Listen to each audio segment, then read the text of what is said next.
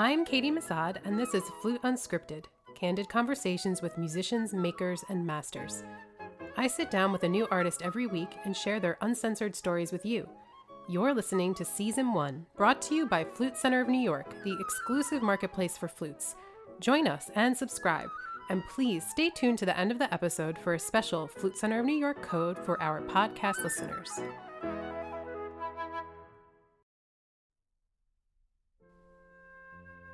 Jean Ferrandis is a true musician, and he views the flute as his tool.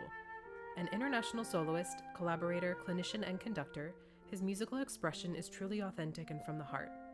Jean aims to inspire his audience and his students at the University of Southern California, Fullerton. I had the pleasure of getting to know Jean before his masterclass at the Powell showroom here in New York, and he is a fascinating performer and teacher. He effortlessly incorporates elements from his own studies in the French tradition with a lighthearted, tension-free approach to performing. His wealth of knowledge and good stories made for an inspirational talk with me about his family, friendships with influential artists, and how he gives back to the community. Thank you so much for meeting with me today. Thank you for welcoming me. And I'm excited to listen to you teach a masterclass later at the Powell showroom. Okay, Yeah. Great. Are you excited too? Yes, always to know new students, new people. Mm-hmm. It's great. And I'm so happy to be in New York. You're really busy right now. You're doing a tour. Yes.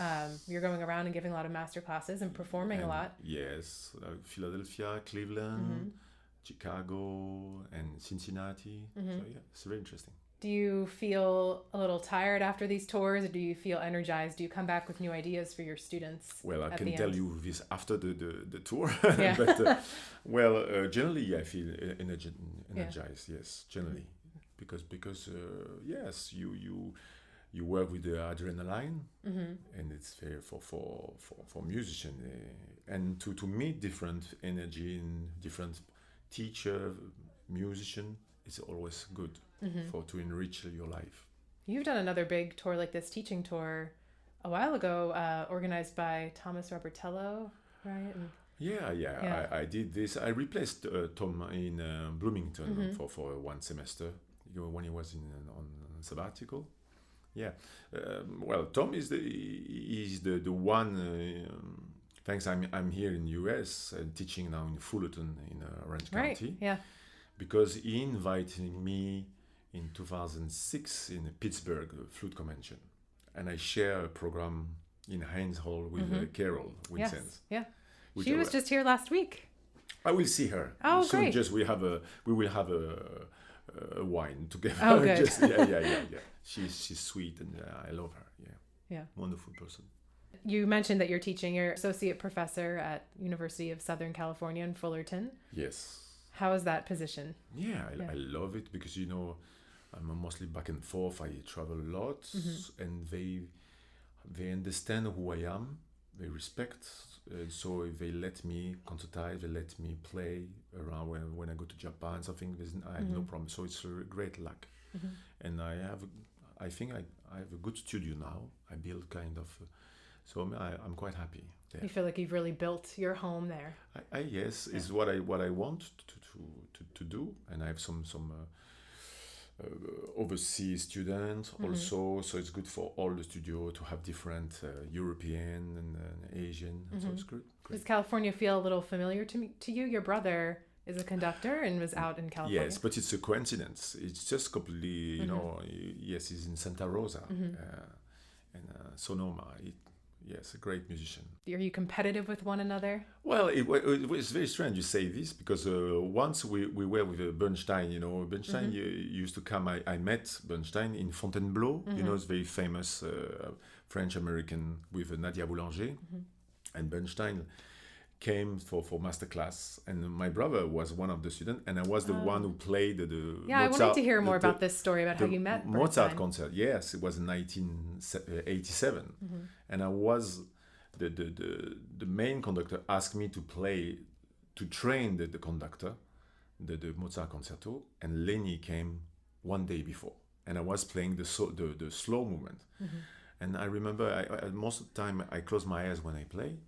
And I opened my eyes at the end of the second movement, and Lenny was just with sunglasses and how do you say, this, to suspenders.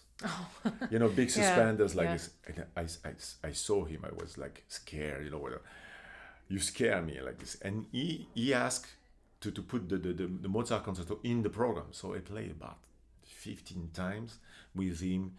And after he wrote a cadenza for me. So and we until his death we keep in touch. I learned a lot from him, so much. You mentioned somewhere that you were thinking of doing a recording with him. Yes, as well. I was about to record Khalil. Oh wow. Yeah, but he died. So sad. Yeah. Yeah. He's a genius. He was a genius. You know, because sometimes this word, you know, everybody uses genius, but he was really a genius. You know, in every way. Do you think there's any conductors out there living now that measure up to his level of genius, or is he on a pedestal above all else?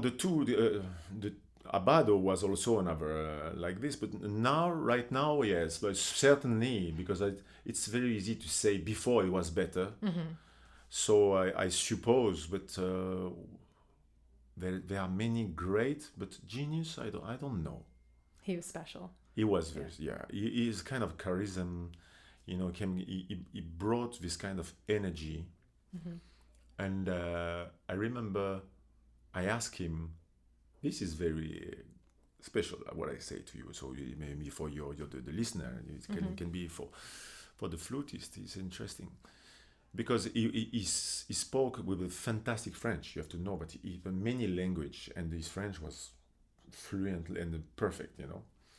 And he say, because I say, how can you be so much intense all the time, you know? And I say, first of all, I care about people.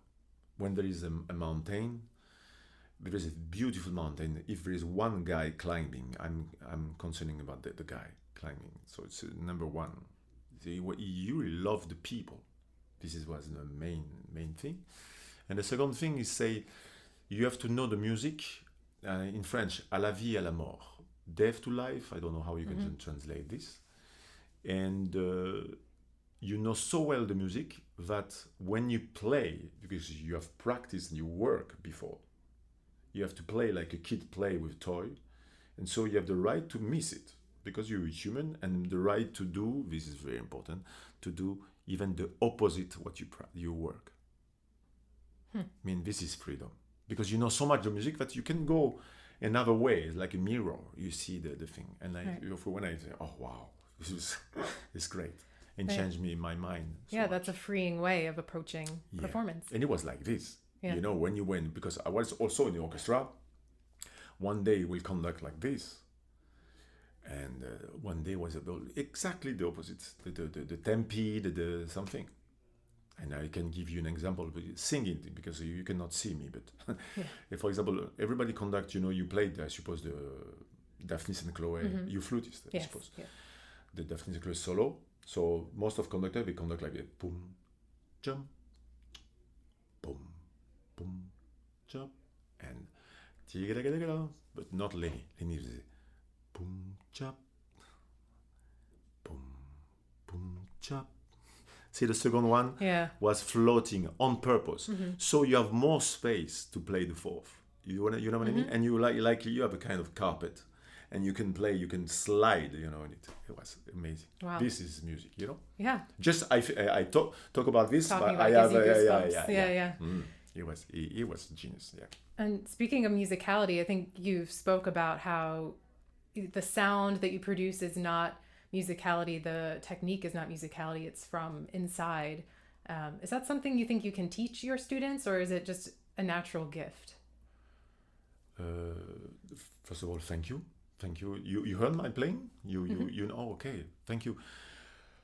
Well, I cannot tell what belongs to it's something I'm looking for. I cannot pretend I'm not a genius. I just try my best to go. We have an instrument who is very fast attract to something very bright, and bright is not necessarily beautiful. It's the problem of the flutist. The problem of the flutist is to go deeper than the sound itself, but to go to the core of the music. And so you have to forget. So I'm someone, when I teach my students, I say, think about your music, the music you want to hear. Because if you have exactly the music, you will have the sound coming. But if you think about the sound first, it doesn't mean that you will get the music you want. Right. It's always about the music. It's always about the music. And this is the main thing. So it's what I try. But I'm a man. Sometimes I try to hide behind my flute and I become a flutist, which is not bad, but it's not what I am looking for. But getting older, I hope I'm a better musician. I hope. Is that why you've gone into conducting too? Yes. Conducting is a challenge, and you face yourself because you have an amount of. I was in St. Petersburg recently. You have a huge orchestra, 120, and you have to, to concentrate this energy to know exactly what you want to hear, because they don't care about someone who has a very good technique.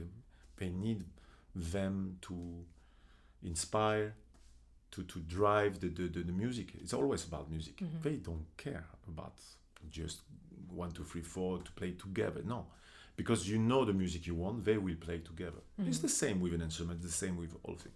But I'm just a beginner compared to my brother. Yes, right. I feel like it's great to feel like a beginner. It's refreshing. Yes, it's challenging, and life is short, so when you need always to have some challenge, I think it's very good. Jean continues to challenge himself through his different endeavors, including his foray into conducting. He has performed a jazz concert in Paris, which he admits was out of his comfort zone, and he is interested in transcriptions for the endless repertoire possibilities and the hurdles they present in not being quite idiomatic for the flute. Jean Ferrandis also strives to be a role model and mentor to his students, the way that his teacher, Maxence Larieux, continues to be for him.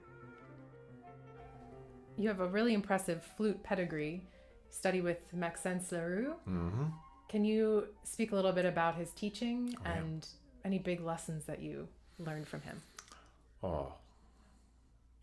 Maxence is a master, number one. So I would say, I don't want to offend him. He's not kind of guy who will teach you exactly, picky about a thing. He was concerned about articulation, something. But at the age when I was a student, he was 50, 40, 48, 50, 50-ish. And he played just amazing, fantastic. No mistake. When I tell you no mistake, it was clean, perfect, and musical and beautiful sound. So when you're a student and you hear this kind of playing, it's scary. Because so you feel, at first you want to copy him. It's exactly what he didn't want. Because when you try to please him, you get bored. But when I understood after the first year that he wanted you to be yourself, and when you present something from he get interested about you, and the lesson could be last very long, and in front of in Europe is what I install in Fullerton. Every of my students listen to each other. There is no private lesson in Europe, especially in France. For me, it's a mistake, but I respect. But because we learn so much about the mistake, you will learn. I remember Callas, the great singer. She said when she was with the Greek teacher, she came from 8:30 in the morning to 6, and she said, "I listen to the good, but I rather prefer to listen to the less good singer, because you learn all the mistake." Is what I say to my student. And in Conservatoire Supérieur de Lyon, I would say it was 8 students, but really high. Now they're all in a great orchestra. José Castellon, these people, so fantastic. You have Julien, kind of fantastic people. Mathieu Dufour. So you play all this, and it's very high standard. So if you play just something casual, just play good, everything that doesn't. So you have to present. You have to be an artist immediately, not a student. He always said to me, "Don't be in a student mode." It was very. So you have to create something. Well, then it feels like it's easier then to make that transition into being an artist and feeling confident if you have that. Yeah. Yes, it's all about and if you give music to people, they want to know more why and something, and so the lesson was fantastic. If you get on the casual way, it's like a chess player. When you have better player than you and you play the casual, they know they kill you in right. Yeah. But if you go some other way, the way you feel, this is interesting. You raise the bar for everybody too. And we not, I don't feel better than anyone. I don't feel inferior to one. I want to be myself. You have to compete with yourself, in fact. This is the most important for me. So do you think that comparisons to others is also dangerous? Well, it doesn't interest me. Yeah. I don't want to. It's hard to do, to not. Well, I'm enough old to now, you know, I travel so much and I love, there's so many great flutists and I just sometimes, you know, someone is playing, say, oh, wow, this is so great, and I enjoy it, but I don't, I learn. I mean, something when something inspire me, I just take it. Right. And there is not comparison. You have to compare to yourself, yes. Also about your attitude, not only your playing, but how you react with your body, because I think the most important also is that you have to look not effortless, is a bit pretentious, but if people feel the work, you miss you know what I mean. You play a concert. If it happened to me, I can tell you some people come after a big concert like this, and you did your best, and someone can, oh wow, such a difficult program. You completely lost the thing. It's bad. Yeah. So it's part of your practicing, and you have to give something looks very natural, very not easy, natural, free and natural. Yeah. Also, you still have a friendship with Maxence. Oh yeah. Yeah. Do you think that's important too, the student-teacher relationship and really staying close over the years? Well, my friendship with Maxence is based on the respect, number one. Because I still, you know, French, we say tu and vous. Formal and informal. But I will until my death, and I will say vous, because he's my master, like this. But we are very close. We play many times together. We plan to play for his 85 years in Japan together for a recital. No, he is such a energetic guy, you know. He still play great, you know. 84. It's amazing. It's about his energy is somewhere, you know, and you learn a lot. And so funny man. Sense of humor. Oh, incredible. You cannot. He can tell you funny story from all the night. He has to have a good joke that you can share. No? Does he have a good one that you can share with us? Right now, let me think. This I need time, but there's many, but I know to translate it. It's hard. Or are they just are they dirty jokes, and so you can't? It can happen. It was kind of it's kind of all the Rampal school. Right. They are not saints, you know. Right. They like life with not something. He studied with the Joseph Rampal. Yes. He was one of the students of Joseph Rampal. It's a great school. Yeah. Very natural school. Very different than Moïse. I know in US Moïse is they worship. Yes. Yeah. We don't much. I don't think he was a great talker. Yeah. But for me, the most important is how you play. And listen is playing. But do you find that French teaching and even culture can be a little conformist, and so do you feel a bit more free here in the States to branch out and do different kinds of projects or do different things or play different programs? I try to be free everywhere, and I don't feel as big.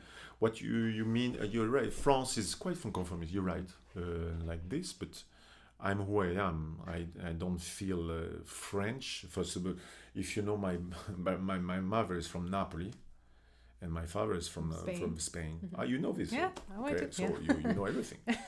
And so I'm French because the passport at that time where I born was in Algeria, and it was French at that time. Mm-hmm.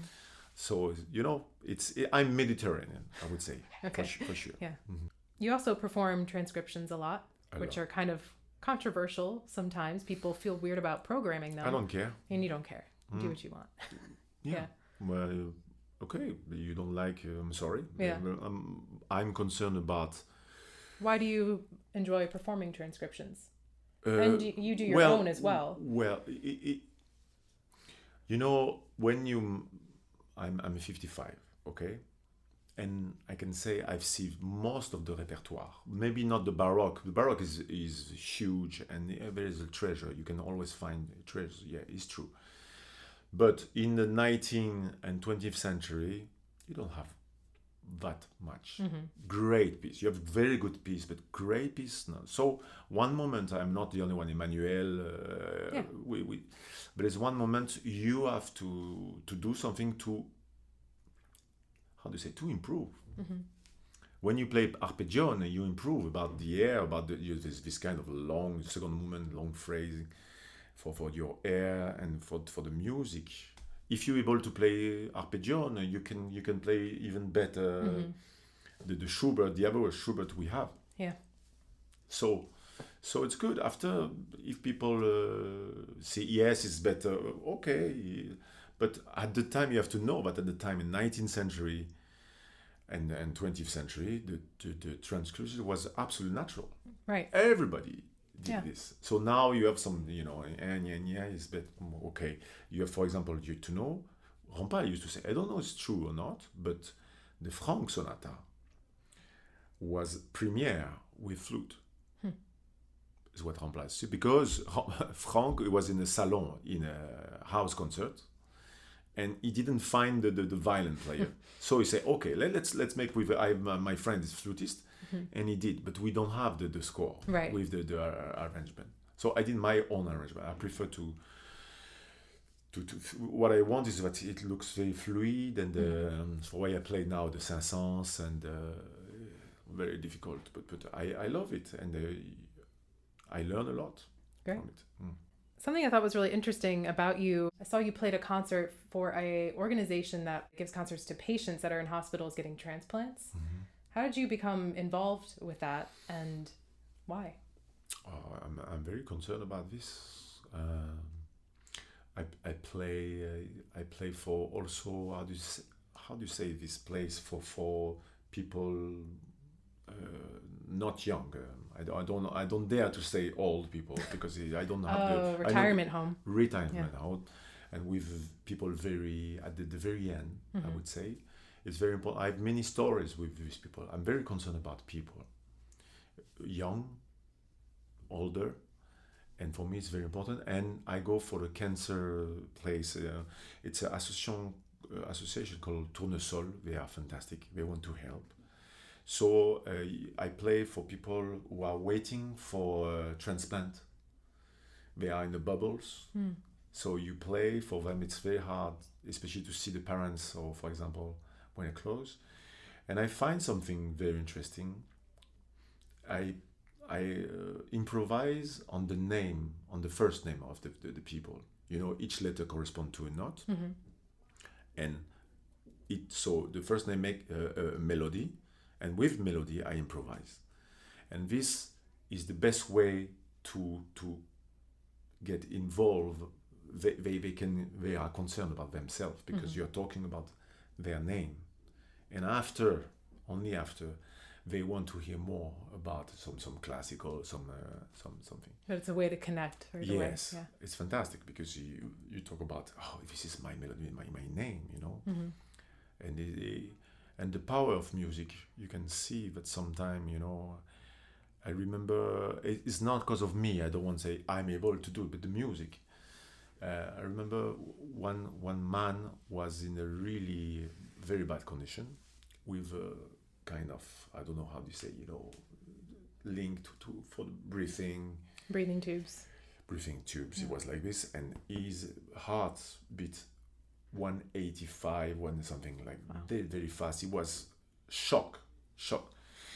And I came and I said, I cannot play for this man. I want to be just alone. So the person, because you assist with someone always, you say, do you want to hear some music? And the guy just clicks his eyes, say, yes. And I play his name. And you believe me or not, from 185, he came to 80. Immediately, you can feel the amazing. Yeah, but yeah. So yeah, when I can, of course, but as much now I'm on sabbatical. So I have more time, and when I'm in Paris, when I can, I go because they are fantastic people. They give their heart, and I think we have to help people when it's possible. You have to give back. Yeah. At least. Well, thank you so much. You're very really welcome. Inspirational chat. Now I want you to play my name. Oh yeah, I can do it. yeah, I have to get you a flute. You can make what you want because you can. Jean Ferrandis is currently touring the United States, and I recommend that you catch a performance in masterclass to experience his refreshing take on flute playing. Merci, Jean. À bientôt. You play the minor. You play the. Okay, it's the feeling. So I try this one. Okay.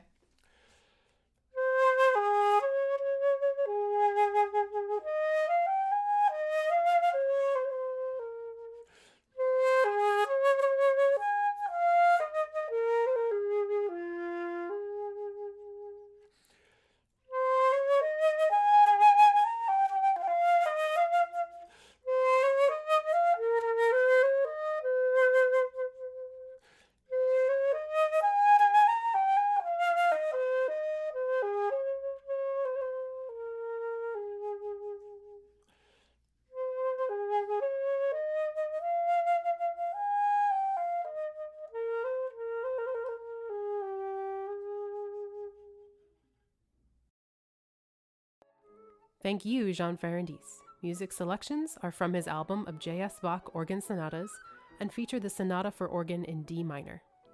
This has been an episode of Flute Unscripted. This podcast is sponsored by the Flute Center of New York. Visit their website at flutesforsale.com for the largest selection of new and pre-owned instruments. Use this season's promo code LISTEN for a special deal of $50 off any purchase of $4.99 or more. You can follow the Flute Center on Instagram and like them on Facebook to stay up to date on the latest events and masterclasses. Special thanks to our owner Phil Unger, the Flute Center team, and Stefan Huskoldson for our theme music.